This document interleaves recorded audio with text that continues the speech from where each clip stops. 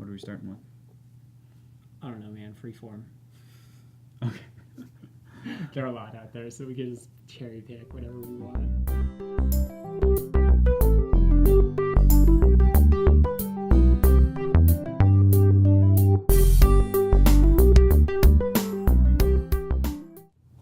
Hey everybody, welcome to Seriously Lighthearted Yoga.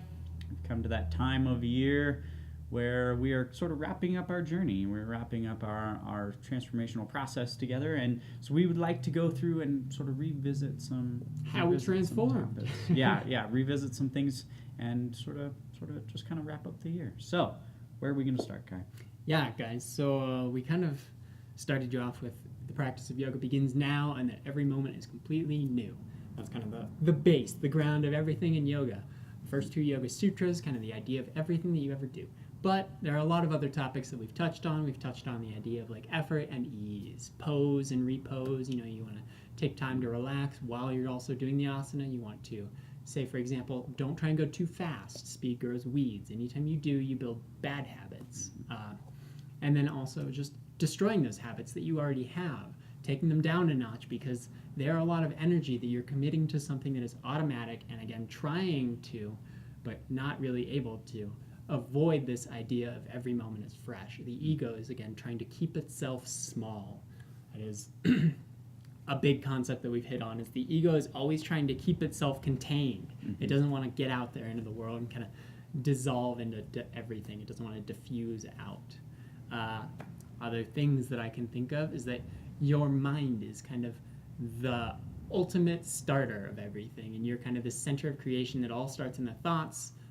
Remember that you have like thousands of thoughts a second, and that your breath happens, a few times a minute, 8 to 15 depending on who you are, and then if you think about it, after that you eat like 3 times a day maybe. They kind of have a hierarchy there in how much they affect you. Your thoughts affect you more, you have a lot more of them. So notice what you're thinking, and then take some awareness of how you're breathing, and you'll notice that as you are aware of these kind of differentiation here in subtlety, you also become aware of that same differentiation in your yoga practice. You get the more macro and the more micro all kind of tied in there. That's where that shared edge that we talked about comes yeah. in. There's a lot of shared components like that. We also touched on samadhi, and not only kind of how to get there, but what you're going to experience when you get there, the way samadhi is going to manifest itself. Complete in diffusion, your life. You could say. Absolutely. And then, of course, we've also given you a bunch of framework, sort of kind of best practices, things to keep aware of, things to keep an eye on.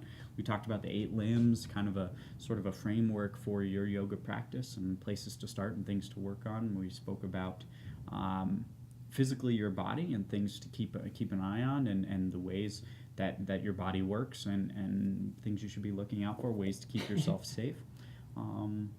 We also gave you more practical, more hands-on, if you want to call it that, sort of asana exercises, also breathing exercises and those sorts of things. So these are all things that we've covered. If you don't remember some of the topics that we've talked about, you got plenty of videos to go check out.